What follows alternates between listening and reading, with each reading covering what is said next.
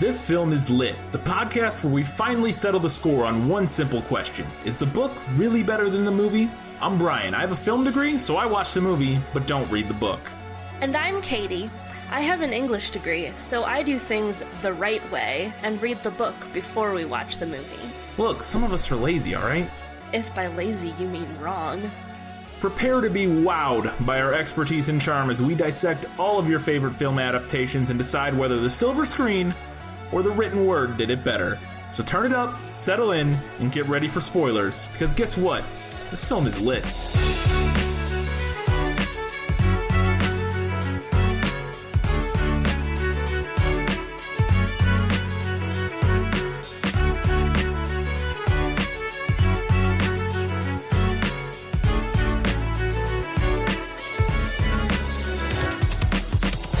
In turn-of-the-century London, a magical nanny employs music and adventure to help mend the bonds between two children and their father. It's Mary Poppins, and this film is lit.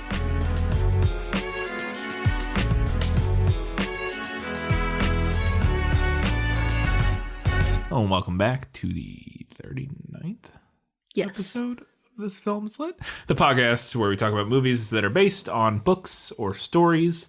Some sort of written word. In this instance, it is a book.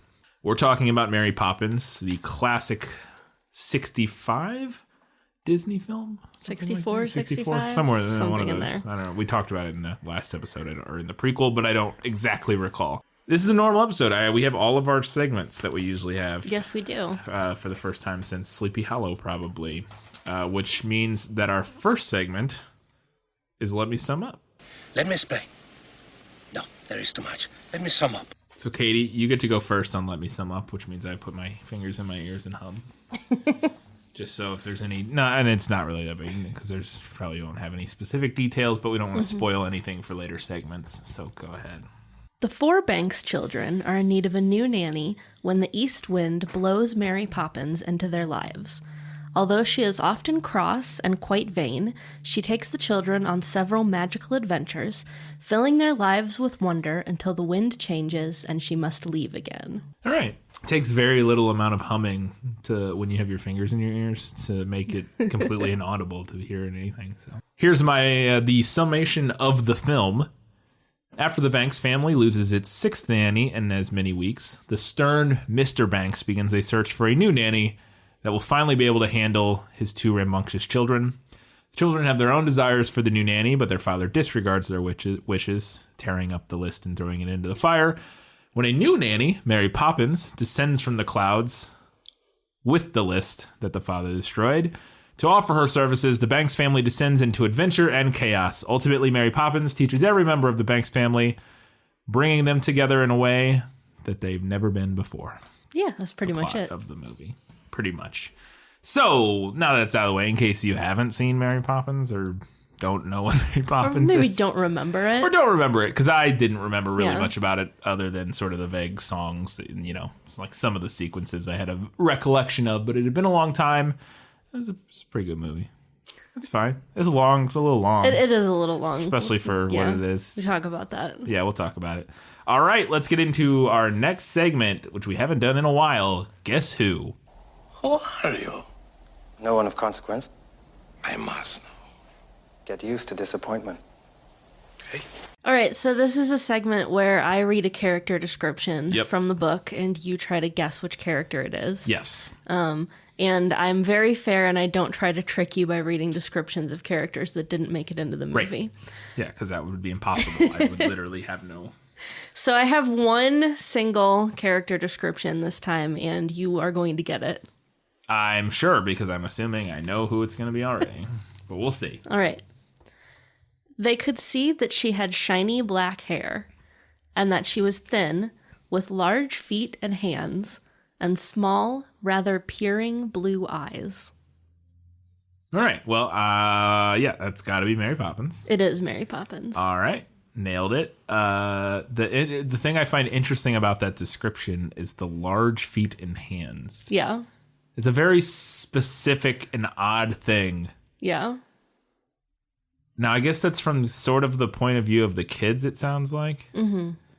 So maybe they would focus on. I don't know. It's just very large feet and hands. It's such a strange thing. It's an interesting detail to include, but it's also, I feel like it's very children's literature. Yeah. Like it seems like as something we mentioned, that when in Harry Potter, Hagrid and his dustbin lid-sized hands, the recurring description of Hagrid's size. Hands size. Yeah. I guess that makes sense for kids. That may be something they focus on more than... Well, and I think, especially if you look at something like Roald Dahl, and Roald Dahl is maybe an interesting example, but adults often tend to be described as kind of grotesque from a child's point of view. Yeah. Yeah, that's kind of what I was saying, is that from a kid's point of view, maybe it makes more sense than for me. It just seems sort of an oddly weird specific thing, but also like I'm just trying to imagine how big they would have to be to warrant that you would notice. That's my point. Like, how big do her hands and feet need to be before I would notice, man, those are some big hands and feet on Mary Poppins. I just think it's strange. I don't know. She has normal sized hands and feet because it's Julie Andrews, but whatever in the film.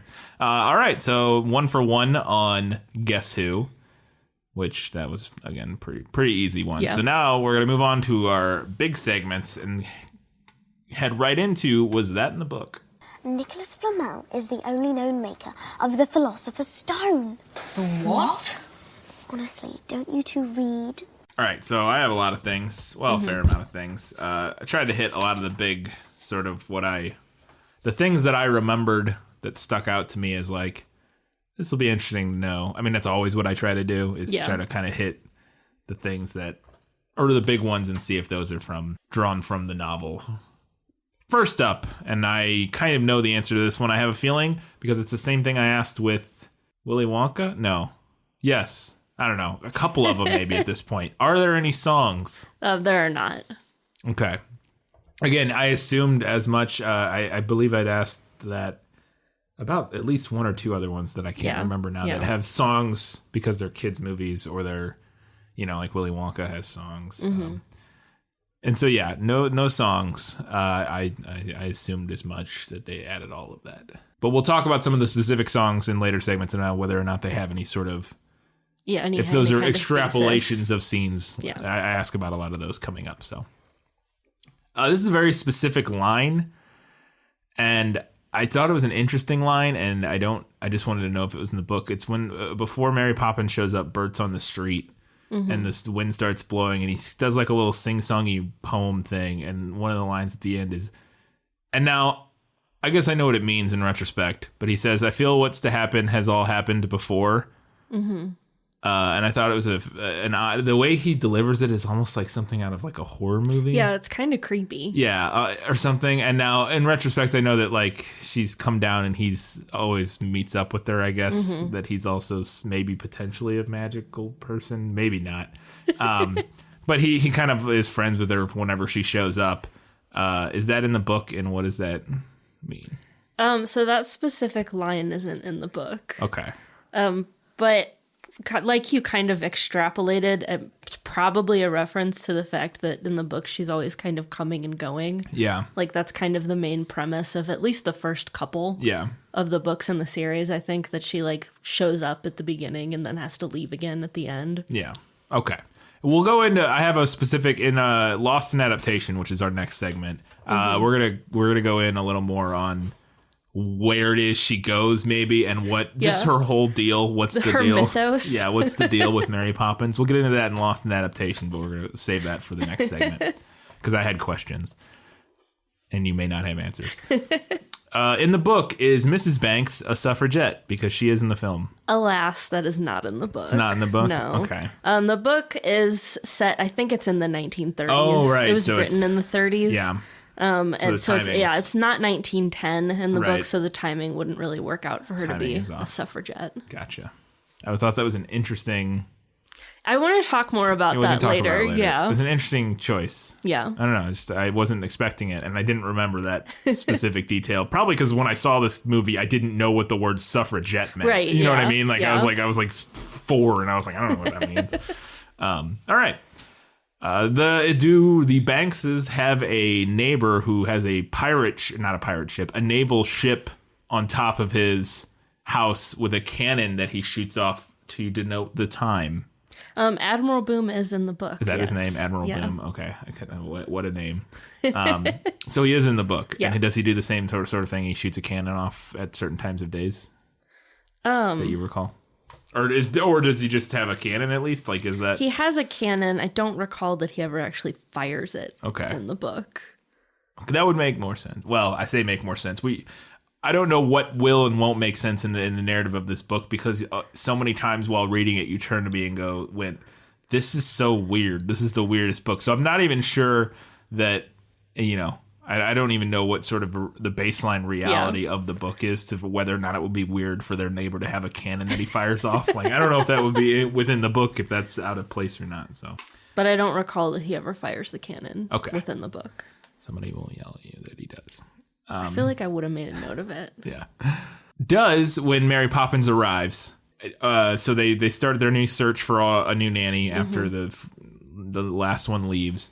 And there's a whole giant line of them. And in the movie, when Mary Poppins arrives, she causes a windstorm. Or I don't know if she causes it, but there is a windstorm that blows away all the other nannies, assuming to their deaths. I mean, they fly away through the air, and we don't see them land. So I'm just saying they may or may not have blown into the river and drowned or whatever. We have no idea. Does that happen in the book? Does Mary Poppins blow away the other nannies? First of all, that's a really dark take on that, and I love it. I'm just saying, I don't know. We don't know what Mary Poppins is capable of. There is a windstorm that heralds her arrival, but there is not a line of nannies, hence she doesn't blow them away. I thought that was an interesting... Because I didn't remember that, and I was like, that's weird. It's like my favorite part of the whole movie. Yeah, when all the nannies blow away. They just all like, woo! I love the one that clings to the fence. Yeah. Like, no, I will remain. Yeah, well, I would be clinging to... I would be like, oh my God, a tornado, I'm going to die. I'm sucked up in a tornado, I'm going to die. Half those women probably had heart attacks from flying, let alone whether or not they landed in the river or just fell to their deaths. They were all like 70-year-old women. They all probably just had heart attacks and died from being picked up and flung through the air by some magical wind force. I don't know, they're British. Yeah. Stiff upper lip and all that. Sure. Well, and we'll talk about it later, but I assumed a lot of stuff would have been changed and added because, as we'll discuss, the author is not particularly happy with this film. Yeah. So. Yeah. Is the line, and now obviously this isn't a song in the book because there aren't songs, but the line, "A spoonful of sugar helps the medicine go down." No, it is not. Wow. So maybe the most iconic, one of the most iconic lines of the film, added not from the novel. I actually think I knew that because I remember reading, I think when we were doing prequel study notes, that one of the film writers came up with that because his son had gotten a polio vaccine, some vaccine, and at school, I don't remember if it was polio, I don't remember what it was, but something. And he said, did the shot hurt? And the kid had said, no, that wasn't a shot. They gave it to us on a sugar cube. Like it was like some sort of like liquid. Interesting. Like like some of you can get like nasally or whatever. Yeah. I assume that some of these you could, and this was back in the 60s or whatever, you could eat them or drink them or whatever. And they gave it to him on a sugar cube. And that was where he came up with the idea for a spoonful of sugar. Are we sure they weren't just dosing those kids with absinthe? You mean LSD? Yeah. No, you can put absinthe on a sugar cube. Oh, can you? Yeah.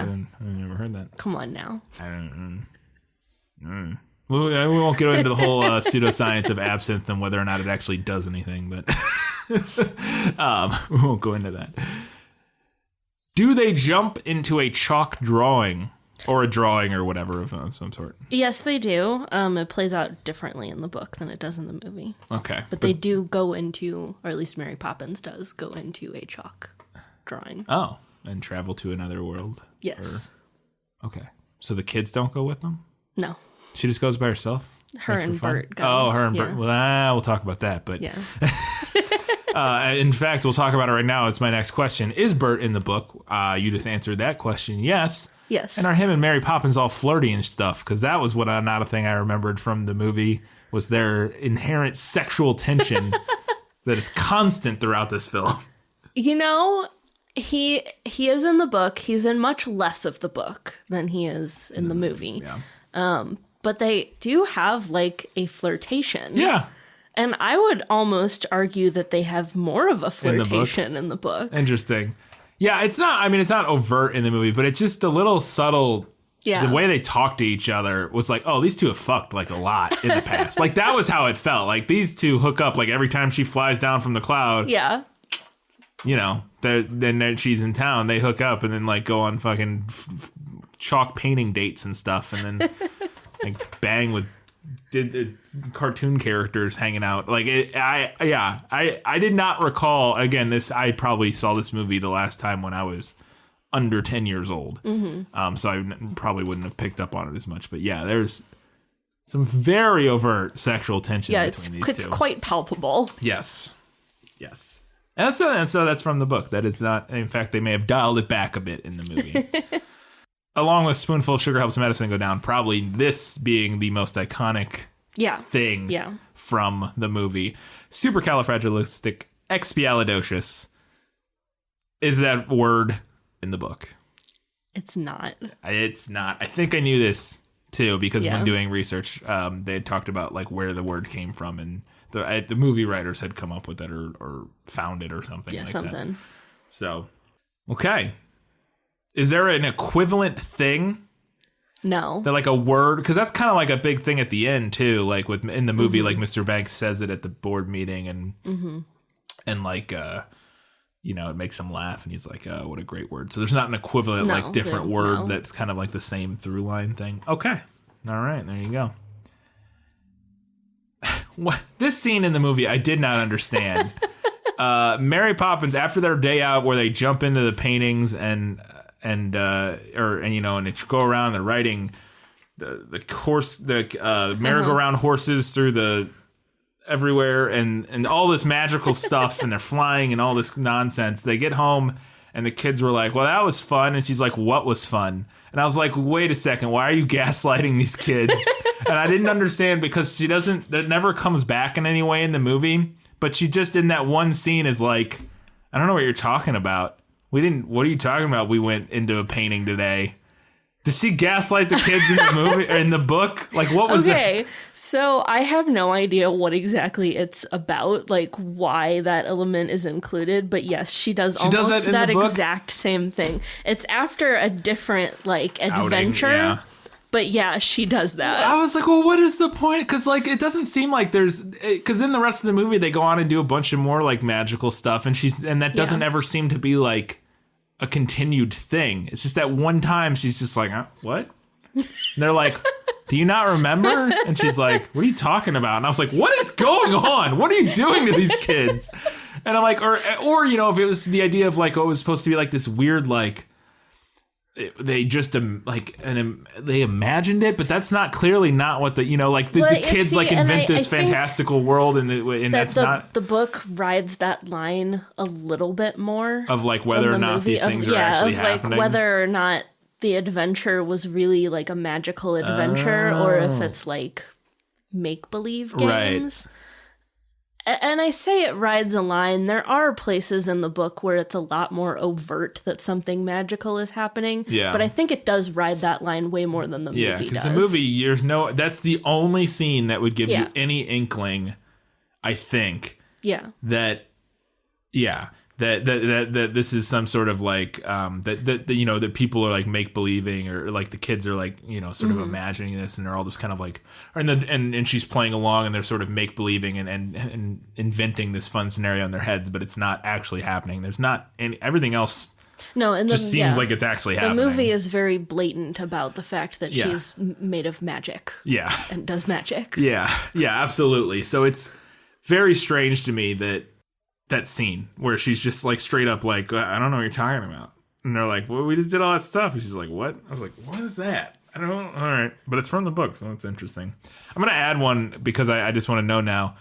And you hopefully you'll remember this. I don't know why I didn't ask to begin with. Does she come down from the sky on an umbrella in the book? She does not. She does not. She doesn't arrive on her umbrella. She does leave on She her flies umbrella. up into the sky? Okay. So when she arrives, she does kind of get like blown in Right. by the wind, but they don't ever mention that she has her umbrella out in the book. And it kind of almost seems like in the movie, it seems like she's in control. Yeah. You know, and it doesn't read that way in the book. Oh, okay. So I'm not 100% like on exactly what happens there. Okay. That's interesting. I could see that. I could almost see it in the book if the sort of mythos they were going for with her was less that like she's like a witch, which again, that's not really what they're going for in the movie, but that in the book, like maybe it's more of like if she's not control, like if in the movie we see her very clearly like get her things together and then descend from the sky, you know, down to their house. And it looks very much like intentional. Whereas maybe in the book, she's more of like almost a force of nature that just like when there's a need, she arrives. like blows in and not even of her own accord. Like she just kind of shows up and like, well, I guess this is where I'm doing this now. You know what I mean? Maybe. I can almost see that being sort of an interesting, I don't know, backstory or not backstory. I don't know, like kind of explanation for how she shows up. But anyways, all right. Is Uncle Albert the flying, giggling weirdo in the book? Yes. He is? Yes. Okay, so they go to visit Uncle Albert in the movie. If you haven't seen it in a long time, he's the older gentleman who's, when they get there, he just can't stop laughing, and his laughter causes him to float about through the air, and then they all start laughing, and then they have a flying tea party. That stuff's all in the book? Yes. There you go. Including the floating tea party? Yes. Cool. Do they return to the earth by becoming sad? I believe they do, yes. Okay. There you go. Is it sort of the same sort of thing? It's just like a little scene, like they just go and visit them, and there's not like much else going on there because it's not none of that's really relevant plot wise. No, it's not relevant to the rest of the story in the movie. Just sort of like a fun excursion. Moving on towards the end of the film, does chimney sweeping make an appearance? Does Bert become a chimney sweep at some point? Because Bert in the movie, the sort of vibe you get is that he kind of, you know, he's like the kind of guy who just does odd jobs to get by. Like one day he paints things on the sidewalk and panhandles, and other days, you know, he hustles. He hustles, and sometimes he's a chimney sweep. Is he a chimney sweep occasionally in the book? There is no chimney sweeping mentioned in the book. He does have kind of a similar, like, he hustles. Right, he just does different things. They make mention of a couple different things that he does, but his primary occupation in the book is as a matchman. He sells matches. Interesting. Yeah. I didn't know that was a thing. Apparently Selling matches. it I is. guess in 1930s, Yeah. you sell matches. Sell matches. And apparently you can make a living that way. Well, I would assume, I mean, the vibe I got from the movie, assuming it's similar in the book, is that he makes a living, but he's very much on the lower, like, you know, income bracket. Like he's down there pretty far. Like maybe not, he's not homeless necessarily, but like, you know, lives in like a very sort of, you know. He's not living the high life. Not even the midlife. Like he's on the lower end of the totem pole. But he's happy, so it's all good.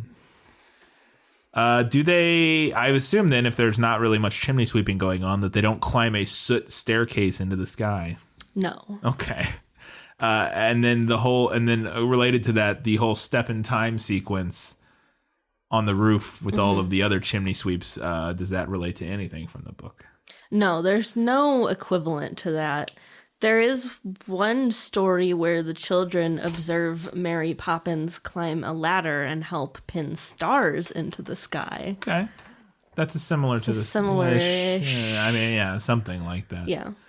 Okay, that's interesting. I assumed that, again, it's because it's a big musical number that there wasn't really going to be something that correlated. But I didn't know if like maybe they went and, you know, jumped from rooftop to rooftop and visited chimney sweeps or something. I don't know. Thought it was worth an ask because it's a huge sequence in the movie. And we discussed in the prequel episode that they had to film it twice, or at least parts of it twice, because the film got messed up. So that must have been a long day. And it took a week to shoot. But the sequence took a whole week to shoot, and they had to do it another time. Okay, so eventually Mr. Banks, after the kid ruins a thing, and this is in the movie. I don't know if this is in the book. His son He causes a run. causes at the bank. a run at the bank, which I guess is just a term for like people getting upset and wanting their money. I don't even know. Whatever. I'm sure it's some old timey word for it means something. So Mr. Banks' son causes, and I don't remember the kids' names for the life of me, but George and no. They're Jane and Michael. Sure. Is George the dad? I don't even know. Yeah. Okay. I thought there was a George Banks. I just couldn't remember. So he wants he doesn't want to give his tuppence to the bank. Mm-hmm. And so it causes a big ruckus, and they end up firing, the main old banker ends up firing. I guess I should ask this, is Mr. Banks a banker? He is a banker. I'm assuming, based on his name, that was what, I just felt like maybe I should double check and clarify. One, does he get fired from the bank? No. Okay, so then his whole, because this sequence in the movie I thought was really funny, where they show up and they fire him in the middle of the night at the bank, and they rip his flower up, and then break his umbrella by pushing it the wrong direction, and then punch a hole through his hat. Yeah. And give it back to him. I actually thought that was kind of a fun sort of destroying his markers of wealth type of thing. He has this nice umbrella and his fancy bowler hat and this coronation that all of the bankers wear. Yeah. And sort of destroying those things is like this. It's like the most like fucking bougie way of like disgracing somebody. You know what I mean? It's very symbolic, and it's something that you could actually maybe see happening in like turn of the century England. Exactly. Yeah. It's like that sort of thing of just like this like visual disgrace that, pox upon your family sort of thing. Like I totally bought it as like something, and maybe it's based in something real, who knows.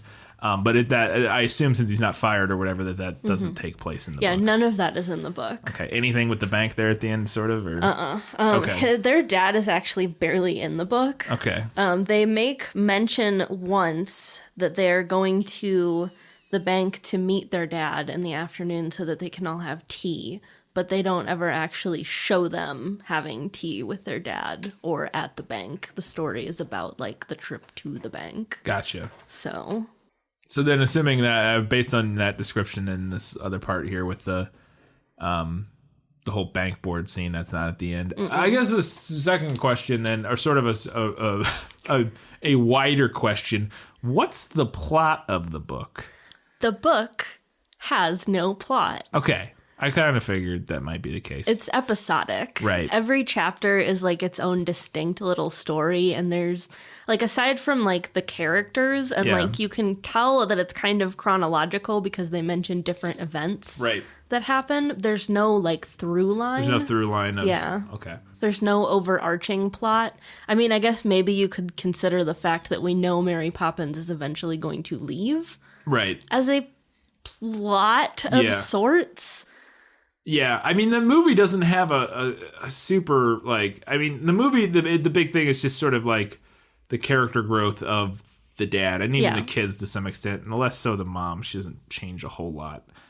And sort of, like, that's the through-line plot, quote-unquote, in the film, because there isn't really, like, a plot in the movie. Mm-hmm. It's just that the dad is this stern, cold, sort of distant person at the beginning. Yeah. And then through the actions of Mary Poppins and the interaction with the kids and all of the events that take place, he sort of quickly and for no real reason decides that he wants to have more fun in life and, loosen up a little bit. And I mean, there's some stuff. There's some effective stuff that works at the end of the movie with him and why he changes, but it is a little abrupt. But anyway, so that's the overarching plot in the movie is that it is a little more character driven. It's more character driven and sort of his change and deciding to spend more time with his family and not be such a fucking stick in the mud. Yeah.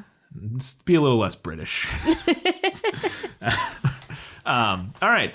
And the last two questions I had, first, because the kite is sort of the through line plot of the movie as well. At the beginning of the movie, the kite it's kind of flies away. Yeah, it bookends bookends it and gets destroyed. And then at the end of the film, he repairs the kite. Does that happen in the book? Is there anything with the kite? There is no kite in the book. Okay. The second book, though, in the series Mary Poppins Returns, I believe does start with a kite. It's not called Mary Poppins Returns. No, it's called Mary Poppins Comes Back. Yes, you're right. because the movie is called the movie that, is Mary Poppins Returns. which is a better, at least, like, title. Yeah. At least. And by current standards, Mary Poppins Returns is a better title than Mary Poppins Comes Back. But, yeah. Because I saw that when I was looking at something about the author. I was like, oh, it's not called Mary Poppins Returns. It's called Mary Poppins Comes Back. But, okay. So no kite. But you said in the second one there is something with a kite, maybe? I believe so, yes. Okay. I just read the synopsis of it online. But... Gotcha. I had a question about him getting made partner at the bank, but that's not really relevant because he didn't get fired or whatever. He just keeps his job or whatever. Finally, this is very important. Does Mary Poppins have a talking parrot umbrella? She does have a parrot umbrella, but there's never any mention that it talks to her. Maybe it does, and we just never see it. Yeah, that's true. But she does have... Oh, it's on the cover. You It's can here see right it there. on the cover here. Yeah. There's a little parrot head. But if the cover is very clearly the movie... Inspired by the movie, inspired yeah. by the movie, yeah. So, but that is in the book still. Yes. Yeah. Okay, cool. All right, that's all I had for... Was that in the book? We're going to get into the nitty-gritty in Lost in Adaptation, so let's do it. Just show me the way to get out of here, and I'll be on my way. Was it lost? Yes, and I want to get unlost as soon as possible. All right, big questions here. Do we get any more of Mary Poppins' background in the book? Like, what is she? Why can she fly and sit on clouds and stuff? What is her deal? No. I'm sure the answer is no. Okay. It doesn't matter. Yeah, it's a I know. kid's book. I know. I agree. I figured this would be the answer. Couple potentially interesting notes, though. Throughout the course of the book, we do meet several other magical entities. Oh, do we? And they all know Mary Poppins. Okay. And many of them seem to be pretty reverent of her. Okay. But we never learn exactly what she is or like why she has these magical powers. Interesting. Yeah. Okay. I wonder if we get any more in like later books. Probably not. Probably but not. Who knows? No. Interesting. Yeah. And I kind of mentioned earlier that everything that happens in the book, well, not everything, but a lot of what happens in the book kind of rides a line of like ambiguous line of did it or didn't it. Yeah. There's really only one point in the book where we see her do magic like she does in the movie. Yeah. Well, I guess two. With the floating tea party. Yeah. When she like raises the table up Yeah. to the ceiling. And then at the end when she flies away. Yeah. Are like really the only two times that, whereas in the movie we see like the snapping fingers and Yeah. the room cleans itself up and all she kinds of flies different down stuff. and Yeah. ostensibly blows all the other nannies away. And, handful. Like everything we see is. Yeah. Okay. Yeah. Like I said, I assumed the answer was going to be no. We don't get any more on who she is, but I figured I'd ask and we could have the discussion because I wanted to know what's the deal with Mary Poppins. And the answer is you don't get an answer. Yeah. You don't need an answer. She's Mary Poppins. All right. That means it's time for Better in the Book. You like to read? Oh, yes. I love to read. What do you like to read? Everything. Okay, so I have a handful of things from the book that I liked. First thing, Admiral Boom. Mm-hmm. He is in the book, as he is in the movie. Yeah. But in the movie, he's like a naval captain. Yeah. In the book, he's more like a pirate. Oh. Which I think is potentially more fun. Yeah. Potentially. I like, because they went in the movie, they went with him, as sort of a... Very like proper ship-shape. like ship-shape guy, and he keeps the time, and that's like... So and so I assume that because we talked about how he probably, you don't recall him firing the cannon in the book, they got to have the recurring visual gag of every time he shoots the cannon, everything in the bank's house falls everywhere, and they all got to try to catch it and hold it, and it's just like this fun repeated gag where the piano flies across the room, and apparently all their furniture is on wheels. And so but it gives him being sort of a prim proper admiral, sea captain, naval guy. It makes the timekeeping that makes sense. And then that allows for the visual gag where they all go, oh, it's time, and run it. Like, I can see where they kind of extrapolated that. and why they made it go that direction instead of a pirate. It would make less sense if he's like, it's 8:00 on the news, time to fire the cannon. If he was like pirate, Yeah, you know that's what I true. mean? All right, so the chalk painting. Let's talk about that. Yeah. In the book, she does go into the chalk painting with Bert, and they do go on like a date. Mm-hmm. I think it makes more sense for the movie to include the kids. Yeah. But as much as there are elements from that whole sequence that I love, it does drag. Oh, it's forever long. It's forever long. It's way too long, like, and boring. they could have cut at least half of that entire sequence, and it would have been stronger. Yeah, I think. Like, I honestly, agree. just do the merry-go-round and the horse race scene, and then have supercalifragilisticexpialidocious. Yeah, I didn't need the whole. Because they include the part where it's like a date where the kids are somewhere else, and where Mary Poppins and Bert are like at that restaurant. Yeah, they're at like the cafe, and they the go whole to the dancing barnyard, with the penguins and yeah, I didn't need any of that. it just goes on and on and on. Yeah, it really does. So it's shorter in the book. Yeah. So that's better. Okay, can take that. Andrew the dog, the little like Yorkie with the yeah. plaid coat, he is in the book. I should have added that to Lost in Adaptation. Like, what the fuck's that dog's deal? Because it's just there. He belongs to one of the other ladies on the street. I know, but like we never see her, right? Or maybe we do. We see her at the very beginning. Oh, okay. They introduce, Bert talks to her. Oh, yeah. Yeah, That's right, you would blink and you would miss Yeah. it.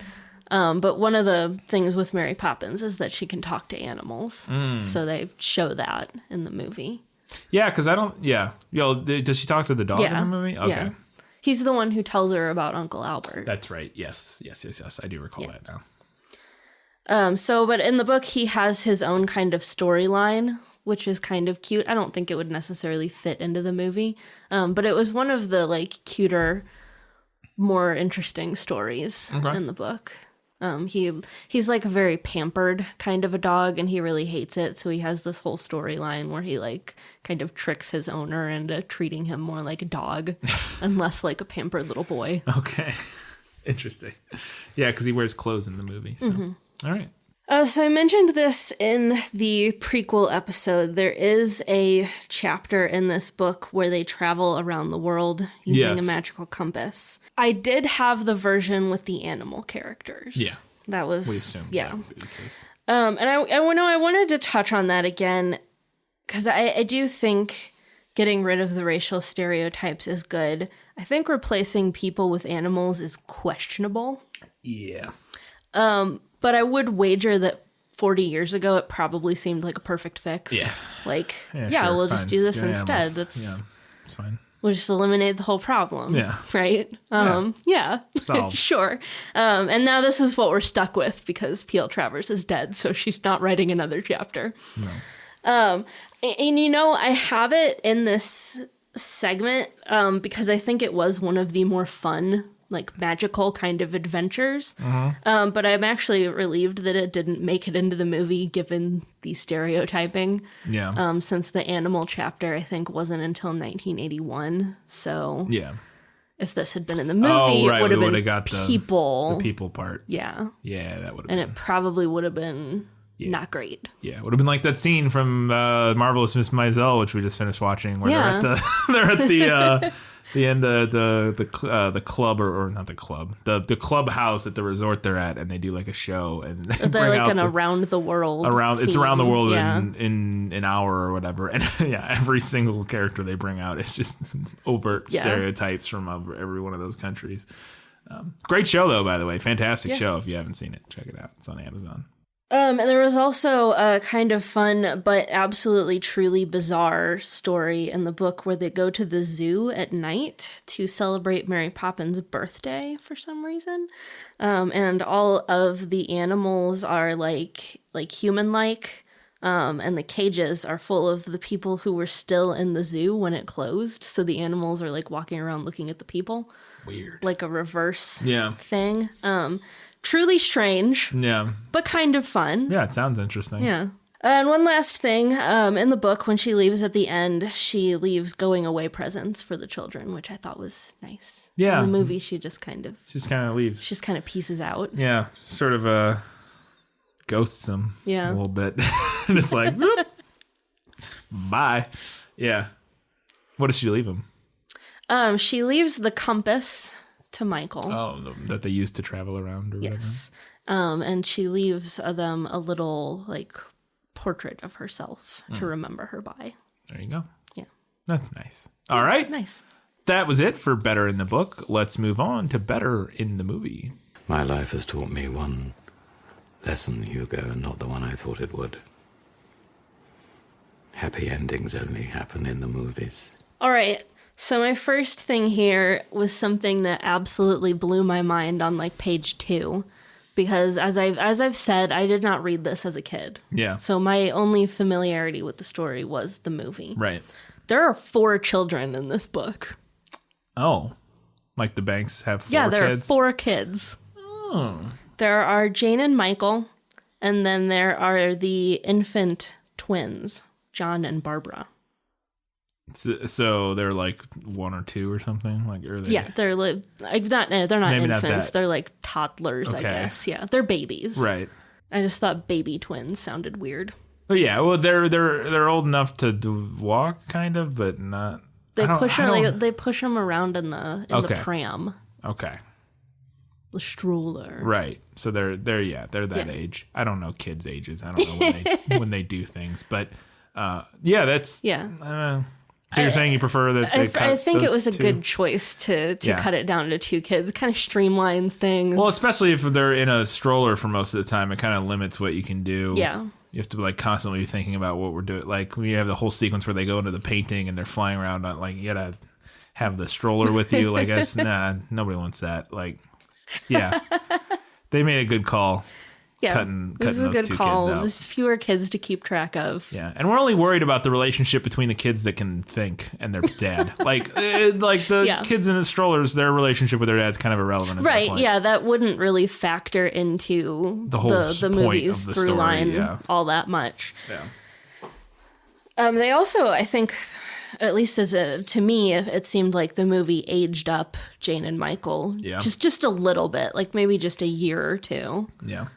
They seemed like to me that they read just slightly younger in the book. So the suffragette side plot, Yeah. like, I can't not love that. Yeah. Disney, Yeah. I will say it seems a little. There's moments of it. I mean, I'm glad that it's in there. There's moments of it where it feels a little like they and it's tough to balance. Where they're saying where the message is she shouldn't be so worried about. She spends an awful lot of time doing all this stuff with the suffragettes and just leaves her kids with random people like Bert. yeah. And it's sort of, and now to be fair, no matter what your causes are, you should probably make sure your kids are, you know what I mean? Like, You should make sure your kids are safe. I'm all for following them, you know, and to going, supporting noble causes and all that, but you should probably make sure your actual kids that are Probably in your, shouldn't leave them with a chimney with a sweep chimney that you sweep that just met. showed up. And so there's a balance there, and I get that. And then, you know, but yeah. I mean, I was, it was interesting. I didn't remember that at all, and I thought it was fun. And I love the song that she sings. Yeah. So That's a good one. it's got some really choice lines in it. So Yeah. if it's been a while, you should look that up. Yeah. It's just called... It's called Sister Suffragette, Sister Suffragette. I That's think. it. Yeah, that's it. So I loved that Admiral Boom actually shoots off the damn cannon in the middle Yeah. of this like upper crust kind of neighborhood. Yeah. And they all just deal with it. Yeah. They don't ask him to stop. Yeah. They're like, well, I guess we can't get him to stop. We'll just have to make sure we hold all of the valuables And down. then I had not thought about this ever because I was a little kid. Does he shoot that cannon off every hour? Like, Well, are they 'cause dealing with that every hour? That's what it seems like, because one time he shoots it off at like 6 p.m. Yeah. And then the next time he shoots it up, maybe he does it because he does it at 8 a.m. the next day. Mm-hmm. I think there's one where it's like early in the morning, Yeah. I thought. And so either he shoots it off every hour or he shoots it off like twice a day. Yeah. To like Like at 8 and 8 or something like that. that. Or well, because one time I swear it was 6 like p.m. Because they show the clock and she goes, "Oh, it's time," and I swear it said 6. But yeah, so maybe it's 6 and 6, or God, if I lived next to a guy who shot off a cannon at 6 a.m. every morning, I would lose my mind. be shooting a cannon at his house. But maybe that's the idea, and like he does it twice a day to keep because like to kind of keep the time and that sort of thing, as opposed to every hour. But who knows? Maybe he does it every hour. That would be a little excessive. I just love the idea that like they all just are like, yeah, whatever. Yeah, he shoots his cannon off. We just deal with it. Just deal with it. Right. Okay. I love the advertisement that the kids wrote. Yeah. Looking for the nanny. Yeah. Lots of funny stuff in there. Yeah, they have a whole long list of the things they want, and she can't drink barley water. Yeah. I looked that up while we were watching the movie. Because at first I was like, oh, is that... I thought maybe barley water was like some weird dated term for like barley wine or like beer or something. Yeah. It's not. I thought maybe the joke was like they had nannies that were drunks or something. Yeah. I thought that's what I always thought it's it not. was. What is it? At least I don't think, because I looked up what barley water is, and it's like making tea with barley. But it probably smells kind of funky. Yeah. I think is the implication. Yeah. Like if you basically boil barley. Alton Brown has a recipe for it. You boil barley, then you strain the barley out, and then you add like honey to the water. Sounds disgusting. It sounds terrible and disgusting. Come at me, Britain. That sounds gross. I don't think people do it much anymore. But so it's kind of like, the idea is like it's like you basically like make tea with, and I think lemon maybe in it, but with barley instead of tea. And I think the implication is that it just smells and is funky, and the kids are like, ugh, like her breath smells like barley or something. I don't know. Because I assumed when I heard it first that it was like they don't want her, like she's a drunk. They've had drunk nannies before or whatever. So, but I don't think that's what it is. But yes, that whole scene. I feel like my whole entire worldview has changed. I always just assumed it was an alcohol joke. Yeah, and it could be. Maybe there was another, but I looked up barley water, and that's it is absolutely a thing, and it didn't have anything to do with alcohol. But that could be like maybe the kids say that, but it's actually beer. Like maybe the joke is that the kids know what barley water is, they don't know what beer or whatever is, so they assume it's because it smells similar, maybe, and they don't. Maybe. I don't know. We're gonna have to make barley water now and try to figure it out. The recipe's really simple. You boil barley, you add honey. I don't know where we'd get barley. You can get it at the store. Sell it at the store. At the store? Yeah, I'm pretty sure you just get it at the store. All right. I mentioned the nanny's blowing away. Yeah. It's one of my favorite parts of the movie. Mary Poppins arriving on her umbrella. Iconic. Yeah, floating down. When she unpacks the carpet bag. Oh, yeah, that's cool. She's got Hermione's bag. Yeah. Yeah. She has like a TARDIS bag. Yeah. It's bigger on the inside. Yeah. And so that's not in the book? No. I should have asked that. I guess I didn't.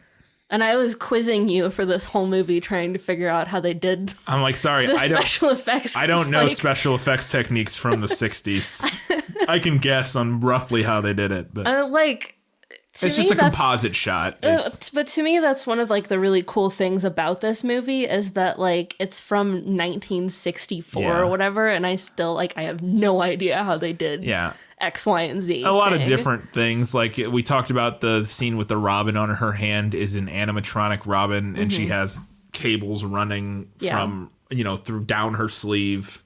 And then that connected to the robin that make it move and all that sort of thing. And just a bunch of different techniques for different things that they do, like the flying around on the ceiling and with that the Uncle Albert scene is a combination of like cable work of just being picked up and down with cables mixed with composite shots where the Uncle Albert is like probably on like some sort of platform that's being turned and spun around, and then they composite him into the background of his room or whatever. So there are all kinds of different techniques that now you just do it on a computer. Yeah. Mostly and then, it's different. It's really interesting. The set must have been just like an absolute booby trap of wires.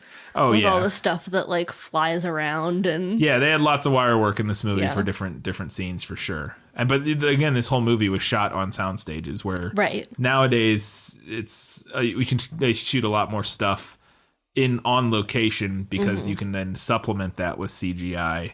Right. Whereas it's hard to set up a whole all these wire harnesses and all that sort of stuff out in the world. It's really easy, a lot easier to do it in a sound studio and just to build the sets and that sort of thing. But And I love how much you can tell that this movie was shot on a soundstage, Oh, yeah. too. Like, the step in time sequence is like a room. Yeah. But, like, with painted... Yeah, you can tell everything they do is, on a soundstage. No, I love it, though, because it looks like you're in the middle of, like, seeing a Broadway show. It's almost like watching a play, yeah. A lot of times... It's kind of a neat We talked effect. about that in our first episode with Princess Bride. Yeah. How they're especially specific locations... like the top of the Cliffs of Insanity where they have their duel at the beginning of the movie. That is very clearly a soundstage with like, painted walls that look like sky, but that it does feel like you're watching a play. It adds a kind of a different charm. It to adds it, a romance to it that's sort of different from what we as modern Yes. movie viewers are used to seeing. Yes, like when you see on the battle of at Hilltop in Lord of the Rings, the Fellowship of the Ring, you get big sweeping shots of it at times. And now parts of that I'm sure were on a soundstage, but you also get sort of big sweeping shots from a helicopter or whatever. And there's a different romance to that and a different kind of charm to that. But yeah, there's something where you can clearly tell like this is on a soundstage. And for certain things, it works really well. Other things, it just looks cheesy and bad. But certain stories, I think it works a lot better. Yeah, you gotta know your story, I think. Anyway, the measuring tape. Not in the book, but I love that. Oh, yeah. You posted a meme about that earlier I did. today. It's a good one. I love the scene where they tidy up the nursery, the spoonful of sugar scene. Can't tell you how many times I tried to do that as a kid. Just nope, doesn't work. I could make it work. And kind of in the same breath, supercalifragilisticexpialidocious. Yes, we discussed that wasn't in the book. I'm going to call switching Bert from a matchman to a chimney sweep a good change, if for no other reason than that it gets us step in time, which I also love. Yeah, it's a big fun sequence, and I don't understand how you do it with matchmen. Yeah. So it wouldn't be nearly the showstopper that this whole gang of matchmen showed up and they, I don't know, like flinging matches into the air. I don't know. I can't come up with a way to make it interesting. So yeah, chimney sweep, it works. Yeah, it's fun. And I love when they're dancing through the house and just for like no reason repeating what everyone says. Yeah. Yeah, well, because it's like a call and response thing, because they're all repeating what Bert says for the whole first half of it. Like Bert like leads the chorus line or whatever. He says a thing and then they say it and repeat it, and then so they get in the house and then whatever anybody says, they just repeat it and keep going. Which it's fun. Yeah. The entire through line of the movie with the dad's character growth, I think was a good choice for a movie, which I'll talk more about later. Okay. In my final verdict, but I think it was a good decision to do that generally. So Mary Poppins is a really different character in the book than she is in the movie. She is very cross, which I don't know if you noticed in the book. In the book. She's very like kind of grumpy. Right. And almost like mean at times. She's also really vain. Like she's always like admiring her reflection in shop windows and stuff. Yeah. That comes across in the movie. I was going to say, I think that comes through in the movie, but I think they made some kind of tweaks to it to where it more often seems like she's vain about her abilities, and as opposed to so much like about her looks, because in the book it's just about her looks. Okay. Yeah, I think it comes across as sort of, to me, and it doesn't even necessarily come across as vain, I guess. And so that maybe that speaks to what you're saying, is that she doesn't really come across as vain in the movie as so much as just incredibly confident. Yeah. And maybe bordering on like vain or, slightly pretentious-ish at times, but like it comes across in a charming way. Yeah. And the changes to her character, that's, again, something I want to bring up in the final verdict section. But, yeah. Yeah. It's... she's very unlikable in the book. And I hate to use the word unlikable, but she kind of is. Yeah. Well, there you go. That's interesting, because, I wouldn't have expected that. I would have thought the character would be very similar. Or Or not, and it's probably somewhat similar, but you're saying it's significantly somewhat different. Similar, but it's significantly like softened and toned down. Which makes sense because you don't want. I could see it being not wanting. She's your main character. Yeah. She's sort of the heart of the film. Yeah. If you that you don't like her, it's gonna be tough. It's a hard sell for a movie. Yeah, it would be hard to get people especially behind a kids movie. Yeah. Because isn't that like, I've never, and now this is off on a tangent I don't want to get into, but like Nanny McPhee, do you know what that is? I know what it is, but I've only like, seen like bits and pieces of it. I don't know anything about it, so I'm not even going to go on I think that's, she like, and I think in Nanny McPhee, she starts out really ugly and like gradually gets less ugly. Oh, I don't know. As the children become better behaved, but I'm just talking out of my ass here because I've only seen bits and pieces of it. I literally know nothing about it other than like the name and like the images that I've seen, but I thought that was more of like, it's like Mary Poppins, but Mary Poppins is like an old hag and like mean. Yeah. I don't know. Maybe not. I don't think that's based on a book. I have no idea about I'll have to look into it. We could just do a whole Nanny series. It was a thing that popped into my head. I thought it might be relevant. Probably isn't. Anyways, continue. Last thing, I've alluded to this. Maybe alluded is not a strong enough word. A lot of the stories in this book are pretty strange. Yeah. Some of them are actually mildly upsetting. Oh. I can understand why they aren't in the movie. Okay. And I'm glad that a lot of them aren't. There's a whole story about a cow that dances that was like, what was the point of that? Okay. There's a story about this woman named Mrs. Corey who has 2 daughters and she's like borderline abusive to them. And I'm like, what is this? Why is this? And she's like berating and belittling her 2 daughters and like for no reason. And then she's supposed to be like a character that we like. Like, am I supposed to like her? Because I don't. Spoilers, I don't. I don't. Without context, I have no idea. But that's the other thing too, is that there isn't any context because all of these stories are so separate from each other. Yeah. It's not like, oh, we meet Mrs. Corey later and find out, oh, she has a soft side or something. Like it's just this one story where she's an absolute shit to her daughters for no reason. All right. Cool. Okay. And then there was also a truly upsetting story about the twins, the babies, where because they're babies, they can speak the language of the animals. And then one day they have suddenly forgotten the language of the animals because they've gotten old enough. Yeah. Where they forget it, and there's a starling that always comes and talks to them, and then he arrives and he realizes that they can't understand him anymore. And do you see what I mean about mildly upsetting? Yeah, it's sad. Yeah, it's rough. Yeah, they didn't include that. They didn't include the depressing, sad bird story. So. Oh, also, Mary Poppins in the book hates birds. What? She hates them. She can't stand them. Drastic change from the movie. What? So that's probably the sole reason P.L. Travers doesn't like the movie. She probably only saw up to the point where Mary Poppins has the bird come land on her hand and was like, fuck this, I'm out. And just walked out of the theater.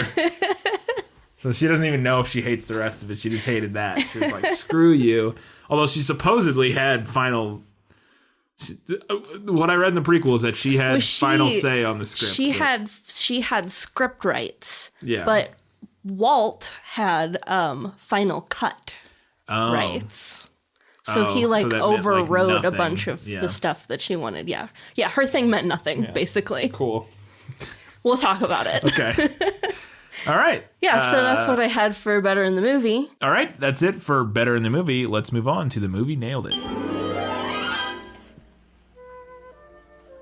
As I expected, practically perfect in every way. I do have a couple things here. The sliding up the banister when Mary Poppins first arrives to the house. She does do that in the book. Mm-hmm. The flavor / color changing medicine. Does it change colors? I think it says that it changes colors in the book. It definitely changes flavors. It's different flavors. They each say it's a different flavor. I didn't see it being different colors in the movie, but yeah, no, it was. It was. Yeah, okay. It changes colors. I didn't remember that. But yeah, no, yeah, definitely different flavors. They all say a different flavor. Yes. Yeah. And that is in the book, like almost word for word. Yeah. The look of Andrew the dog with his little plaid overcoat, raincoat thing, super cute. Uncle Albert and the tea party on the ceiling. There's a couple changes, but it's mostly plays out the same way. The bird woman. Oh yeah, we didn't talk about the bird woman. Feed but the birds. She is in the book. Tuppence. Yeah. And they do encounter her. That's the what they encounter on the way to the bank, where they're going to have tea with their father. But we never actually see them have tea with their father because he doesn't matter in the book. Fathers. Yeah.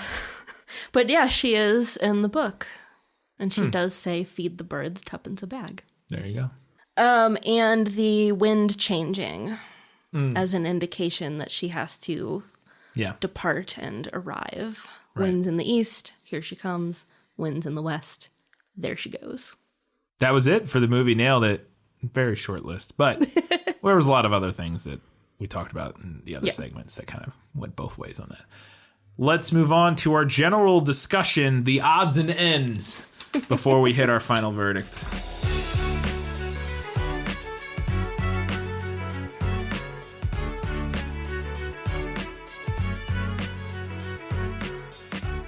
The movie did a thing at the very beginning that you would never notice if you hadn't read the book. In the very beginning, when Bert is talking to all of the people who are watching him play his instrument contraption, he mentions Mrs. Corey and her daughters, and Mrs. Persimmon, who are all characters in the book that don't actually make it into the movie. Really? I mean, I guess they kind of do in that sense. Yeah, they're standing around. But yeah, it's like name drops. Yeah. And he's singing to them, isn't yes. he? Yeah, they're there. It's just we don't see him after that. Right. I had a little note that's a life tip from Mary Poppins movies. Interview for a job like you're Mary fucking Poppins. Yeah. Just go in and get it. I mean, she does really. She just walks in and is like, all right, here are my demands. I'm going to go up and see the kids now. Yeah. P.S. Don't interview that way. But I guess my point is interview with the confidence of Mary Poppins taking a job. Because goddamn, she's a boss in that scene. And refuse to provide references because it's very old fashioned and definitely not because you're a magical person who lives in clouds. Yeah. Provide references, P.S. In job interviews. So they're going to want who that. Would provide a reference for her? Bert the chimney sweep? Yeah. Great. Doesn't she keep references from all the other families she's helped in the past? Well, no, she just leaves with the west wind. It's true. Just blows away. If she had references from them, all of the references would probably be like, she just left. She just disappeared. That's why she doesn't give references. Vanished. It's because she can't give references because she's literally just up and quit without 2 weeks notice of all of her previous jobs. So we really liked her, but then she just disappeared. So not going to be giving her a recommendation. If you want a nanny for 2 weeks, perfect. It's great. She'll turn your life around, though. Yeah. Your family life. Okay, so here's the thing. When they're at the cafe in the chalk painting, the scene with all the penguins. Yeah, with the penguins. When Bert is singing and he's listing random women. Yeah. You remember this? Yeah. He's he has a laundry list of all of these women's names. Yeah. And the penguins also seem to know who these women are. Yeah. So here's my question. Does that mean that all of these women are also magic and can pop into chalk paintings to visit the penguins? Is this some kind of hint at an expanded universe of magical women? It could be, and Bert I want that story. Bert's hooking up with all of them. Fuck the Marvel expanded universe. I want the Mary Poppins expanded universe. You're gonna get it. We're already getting it, I have a feeling. So, it's funny you say that, because that isn't how I read that scene. And now, I know you're mostly being fun. But I actually read that scene. He lists all those women as a joke. Mm-hmm. He's just messing with Mary Poppins. Well, yeah, I know, and so like that, yeah. Just to kind of clarify, I took it as these aren't real people necessarily. They're just he's listing off name after name, and you can see Mary Poppins getting more and more like, how dare he, like what, and, and the penguins are like playing along with it because they know what's going on, and then he gets to the punchline where he says, and Mary Poppins is better than all of them or whatever. It's just like it's like a shitty like fucking pickup line thing. Well, I know. I know. But I like my interpretation of it. Yeah, it's more fun. Mary Definitely. Poppins Expanded Universe. Yep. Coming soon to a theater near you. Definitely. You better pay me for that, Disney. I think they're already doing what they can to come up with that on their own. I don't think they need your help. I like how in the game of cleaning up the nursery is just magic. Yeah. So they're like, she's like, a spoonful of sugar helps the medicine go down. And she's like, we're going to play this game to make cleaning up the nursery more fun. And by play this game, you mean snap our fingers and it all just happens instantly and magically. I was like, that's not a game. Like, that scene doesn't follow with sort of the setup of what she says of like, the spoonful of sugar helps the medicine go down. We're going to play a game to make cleaning up the nursery more fun. You're just going to do it by magic. And like, I mean, you're right. It's not a game. Although Michael does learn to snap his fingers because of this. Right. He learned a life skill. Sure. My point is, I feel like it doesn't make sense with the point of the song and the point of the scene of like finding a way to make unfun, unlikable things a little more fun so that you don't hate them as much. Mm-hmm. The answer in the movie is just do it by magic. No, That's agree. not a good answer for normal kids. Like that doesn't help. Like try to translate that to like, I don't like eating healthy. So here's what you do. You figure out a way to incorporate like the spoonful of sugar to go with eating healthy is you figure out a way, you give yourself one little treat, something.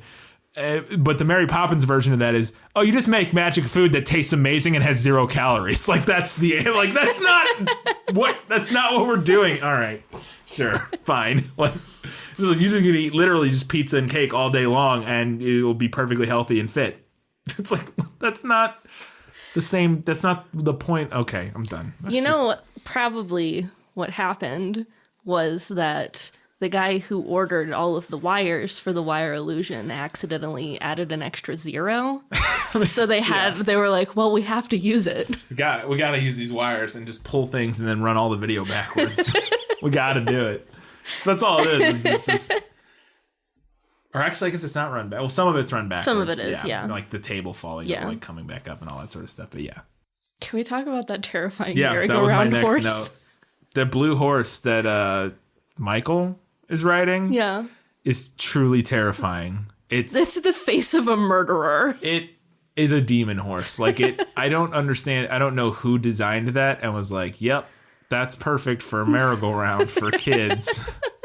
Because the thing just looks, it straight up looks like if you tinted it black, you could put a Nazgul on it and it would like not look remotely out of place. Can you make that happen in Photoshop? Yes, I can Photoshop it. It might not look good, but I can Photoshop it. I can make it happen. Mary Poppins finessed her way to that horse race win, though. Yeah. She just asked. Yeah, she's just like, excuse me. It was a very British way to win a horse race. But yeah. Oh.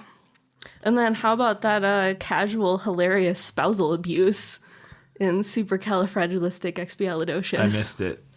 Where the little guy, he's like, one night I said it to me girl, and now me girl's me wife. And she like threatens to hit him, or maybe she does actually hit him. Oh, and yeah. And he's like, and a lovely thing she is too. Hilarious. His wife beats him. So funny. It's really funny stuff, guys. I mean, this movie, you take it where you can get it. This movie, it's one of the main characters is a suffragette.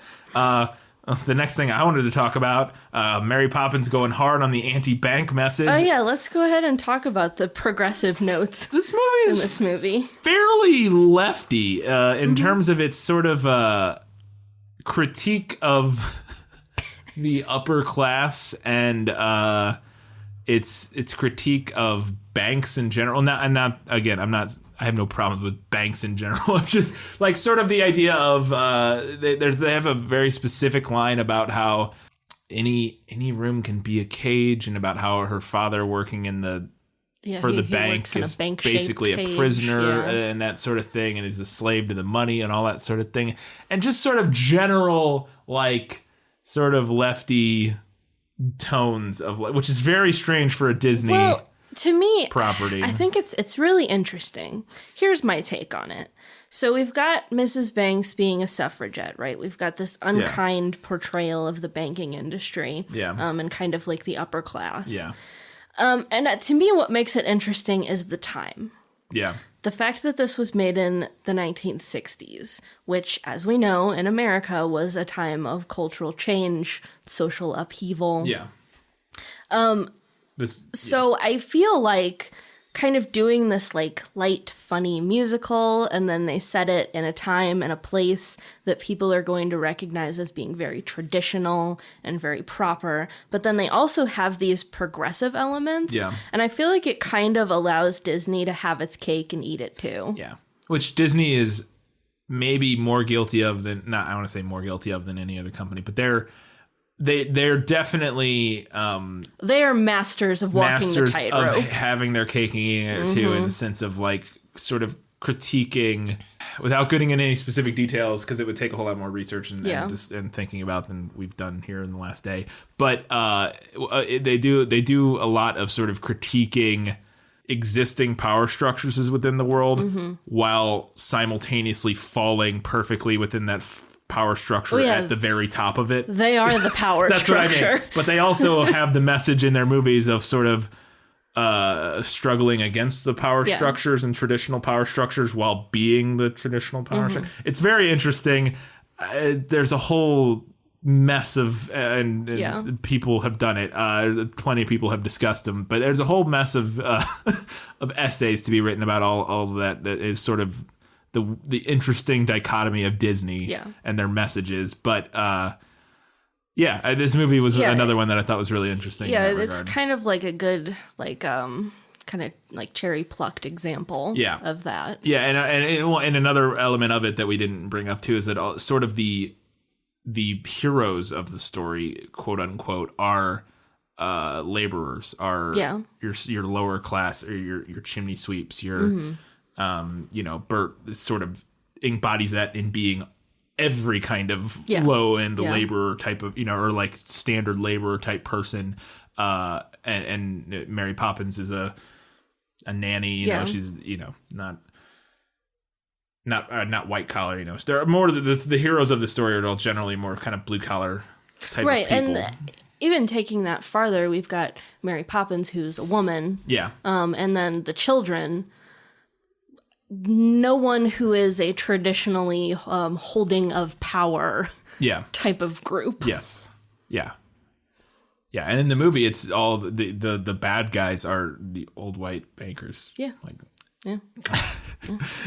It's interesting. It's definitely interesting. It seems a little ahead of its time in certain regards, and also behind its time in other regards. Or maybe not behind, of its time. Speaking of that, though, the line that made us both laugh when Bert says it's just good, clean soot.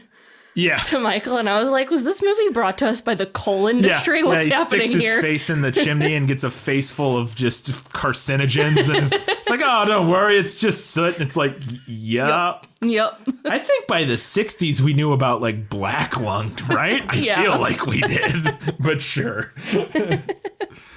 Now, to be fair, they could be making a joke of the fact that it's the 30s, and at that time maybe they did, so they're making a joke. Maybe that is sort of like a silly Bert, like they didn't realize that, so that could be what they're going for with it, to be fair. Speaking of, we talked about the old white bankers being the villains, and I think that the thing about it that's hilarious is, I mean, it could not be more overt. When he walks into the boardroom, and it literally looks like Dr. Evil's lair. It's just this giant, grandiose room with like a table at the far end in front of it looks like what's his name's room from Hunchback. With the fireplace at the I can't remember. Frollo, yeah. You know, with the big fireplace at the end, and they're like hunched over this like big boardroom table, and they're sitting in like opulent thrones, and it's just like, it could not be more. And they did it without including any like awful Jewish stereotypes. So good on them for that, I guess. But yeah. All right, I just have one other note before I want to get into. Yeah. I had all of my notes are done. So okay. I just want to mention real quick Mr. Banks' ridiculous little mustache. Oh, yes. Because it looks like he glued 2 feathers to his upper lip. I was like, what is that? Facial hair through the ages is something. We'll just say it's something else. Yeah. Okay, so we need to talk about P.L. Travers and this film adaptation. Yeah. And if we hadn't done the Q&A, this is probably what I would have wanted to talk about for learning things. Yeah. Because I think that this is relevant, and I think that if we're going to talk about this movie, I think it behooves us to bring this up. I think it's important. She did not like this film at all. In particular, a couple of the things that she disliked, she hated the animation. She didn't like the changes made to Mary Poppins' character. Yeah. I mentioned that they really softened her up. Yeah. And she didn't love that Disney made it a musical. And, you know, if it were just that, if it was just that she hated the movie. Right. This probably would have just been like a trivia fact that we listed in like the we prequel. have for a bunch of people. We've had authors, we've talked about authors on here that disliked the film versions of their work. In particular, Roald Dahl famously hated Willy Wonka and the Chocolate Factory. Rick Riordan, Percy Jackson. Actually, rightfully so in that regard. He actually tells people not to watch the film versions of his books. But to me, what makes this different from those is a 2013 Disney film called Saving Mr. Banks. Yes, which I have not seen. I have seen it. Okay. It's been a year or two. I saw it closer to when it came out. But basically, the plot of that movie follows the making of Mary Poppins, particularly in regard to Walt Disney convincing Travers to give him the script rights. Because she never really wanted a movie made. Yeah. I talked about that in the prequel. It took them 10 years or something to get the rights. Or close to 30 years to get the rights. And the problem here, to me, is that the film largely rewrites history. Yeah. And pretends that Travers ended up liking the film in spite of herself. Saving Mr. Banks shows her crying while watching the premiere. And the implication is that she's like overcome with emotion. Right. Oof. In reality, she did cry, but because she was so angry and upset. Yeah. And on top of that, she actually wasn't even initially invited to the premiere because she had been so difficult to work with throughout the whole process. She allegedly had to call up a Disney executive and like embarrass him into sending her an invitation to the premiere. Oh, no. So Disney and Travers never saw eye to eye during the making of Mary Poppins. She ended up disliking the film version of her story. And like I said, if it was just that, it would be a trivia fact. Yeah. But Saving Mr. Banks takes that down kind of a darker path. Yeah. And I'm going to go hardline. It is bad to rewrite history. Yeah. Sorry, not sorry. That is a bad thing to do. Yeah, that's incredibly... Disney portrayed themselves as the heroes of this story when they were actually kind of anything but. And we should all be critical of that. Yeah. Like, full stop. Yeah, that's It's no good. It's gross. It's really real gross. One last thing before we move on. Before we hit our final verdict. Final verdict. And this is kind of a random, funny thing to follow up that last serious note. Okay. Someone commented on one of our Facebook posts for this episode, Rodney Bollinger. Friend of the show. Yes, a listener, friend of the show. And he asked, I don't think this was intended to be a Q&A question because it wasn't on the Q&A No, post. it wasn't. He was just... But he asked who we thought would win in a fight, Mary Poppins or Aquaman. Oh. Now, I said Mary Poppins, hands down.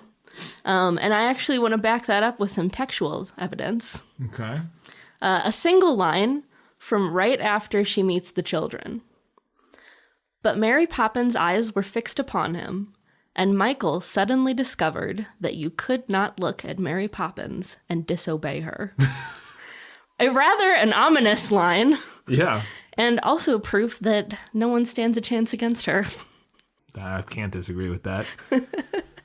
I'm not steeped enough in either mythos to come down on one side or the other.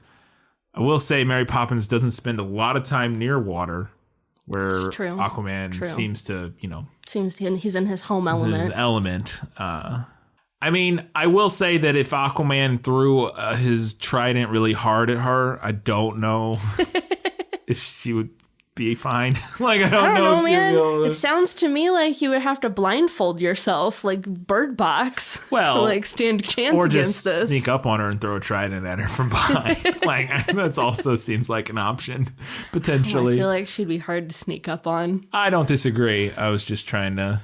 that would be an interesting argument, which that's a game we play, actually, is... Super Fight, where basically I'm sure that is one of the two of the characters you could get. I'm sure it is. I'm sure both Mary Poppins and Aquaman are in Super Fight, and we have enjoyed playing Super Fight quite a bit at times. I just feel like if you actually met Mary Poppins in real life, she would be terrifying. I agree. So I don't disagree. I think she would be full stop terrifying. Yeah, I mean, it's implied in that first scene where she meets Mr. Banks. She's basically just almost not brainwashes, but mind tricks, Jedi mind tricks her way into this. He's like, what just happened? Sure. You work for us, I guess now. She absolutely has some sort of gift that she I am the nanny you're looking for. Exactly. There's something going on there. So.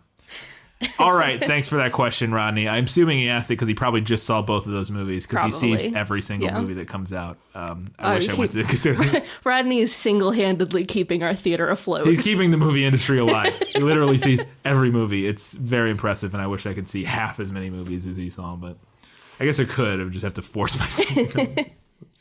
All right, let's do it. Final verdict. Now, are you ready for your sentence? Sentence? But there must be a verdict first. Sentence first, verdict afterward. All right, so it feels kind of shitty to do this given our discussion of the making of the movie and how Travers felt about it, but I have to give this one to the movie. Ouch. If I'm being honest, I just didn't think the book was all that fun.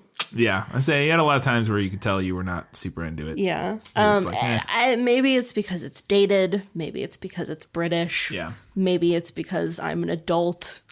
But there were only bits and pieces of the book that I really enjoyed. And some of it was actually kind of horrifying, I said. And a lot of it was boring. Like I said, the book is episodic. And that's fine. But I do think that works better for younger readers than it does for adult readers. Yeah. So given that, I enjoy that the movie had kind of a through line, that it had an ultimate message at the end. And a movie needs that. Yeah. Right? Movies aren't episodic. They need plots. Yeah.